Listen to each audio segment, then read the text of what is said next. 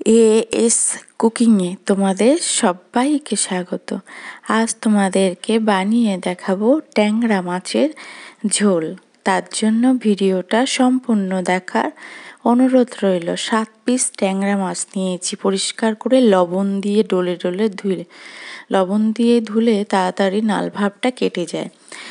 এবার লবণ আর হলুদ মাখিয়ে গরম সর্ষের তেলে লালচে করে ভেজে তুলে নেব। এবার ওই তেলে দেব একটা আলু কেটে রাখা লম্বা করে। আলুটা দিয়ে লবণ আর হলুদ দিয়ে বেশ লালচে করে ভেজে তুলে নেব।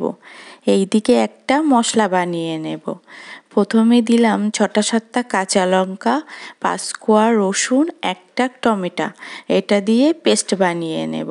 আলুগুলো লালচে করে ভাজতে ভাজতে যেন হাফের বেশি সিদ্ধ হয়ে যায়, এভাবে তুলে নেব। আবার ওই তেলে একটা বেগুন লালচে করে ভেজে তুলে নিলাম। ভিডিওটা ভালো লাগলে অবশ্যই লাইক, শেয়ার, কমেন্ট করে জানিও কেমন হলো, আর সাবস্ক্রাইব করে পাশে থাকার অনুরোধ রইল। বেগুনটাও তুলে নিয়ে ওই তেলে দেব 1/2 চা চামচ মতো গোটা জিরে ফোড়ন। ফোড়ন দিয়ে এবার সেই দেব বেটে রাখা সেই মশলাটা, দিয়ে একটু জল দেব। জল দিয়ে সুন্দর করে এটাকে কষিয়ে নেব পরিমাণ মতো হলুদ আর লঙ্কার গুঁড়ো দিয়ে। কষাতে কষাতে যখন রসুনের কাঁচা গন্ধটা ছেড়ে যাবে, মশলা থেকে তেল বার হবে,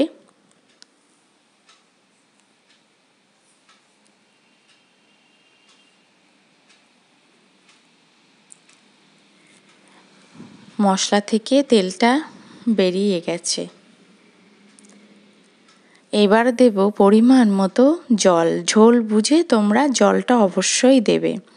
এবার জলটা একটু গরম হলে সেই ভেজে রাখা আলুটা দিয়ে দেব। আলুটা দিয়ে একটু ফুটে আসলে দেখে নেব আলুটা একদম পুরোপুরি সিদ্ধ হয়ে গেছে। এবার ভেজে রাখা বেগুন আর ট্যাংরা মাছটা দিয়ে দেব, দিয়ে কিছুক্ষণ রান্না করে নেব।